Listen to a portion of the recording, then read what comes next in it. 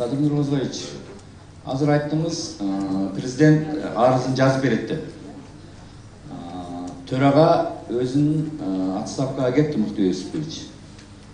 Эгер сизди азыр премьер-министр кылып парламент бекиткен болсо, президент жазган болсо, ИО сиз болуп калышыңыз ыктымал.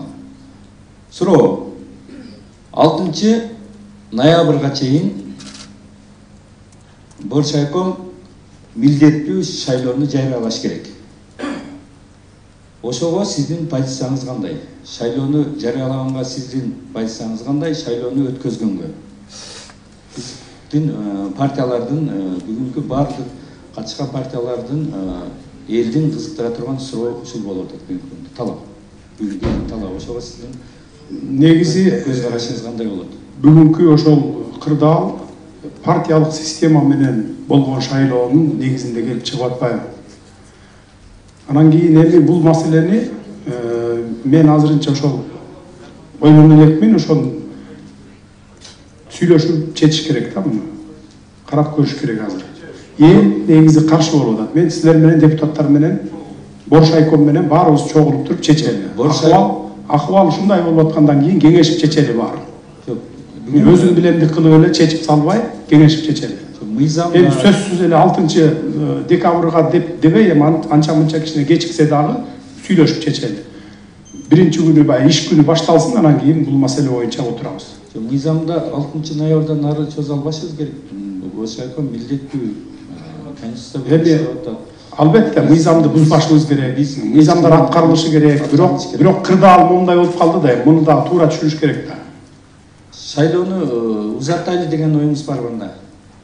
Эми бир аз узарышы мүмкүн да, силер менен кеңешип туруп чечебиз деп атпаймынбы? Боршайком парламент менен кеңешип туруп чечели.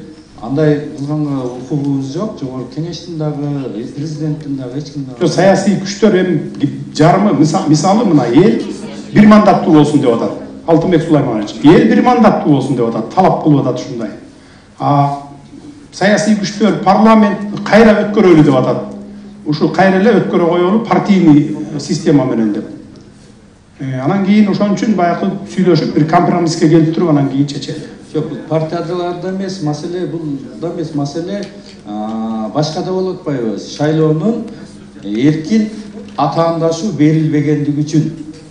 Эркин атаандашуу эгер берилсе, адимий ресурс, жанагы подкуп, форма 2 ушу кошкон бүт тоскоолдуктар эгерде адилеттүү болгон болсо, мындай маселе жаралмак эмес. Маселе ал партийный системада эмес, маселе ушунда болуп атпайбы? Ошону адилеттүү шайлоо өткөзүп бергенге сиздин позицияңыз кандай болот деген эле суроо болуп атат. Сиздин позицияңыз ушул кайра партиялык система менен 6 декабрда өткөзөлү деп атасыз да? Ооба, мыйзам ушундай да. Мындан биз кете албайбыз да. Парламенттик башкаруу, конституция бүгүн иштеп атат.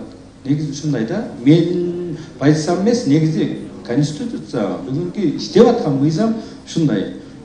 Андан бул депутаттар дагы эч жака буга кете албайт, мындай эме жок. Муну кеңешип чечебиз сиздер менен.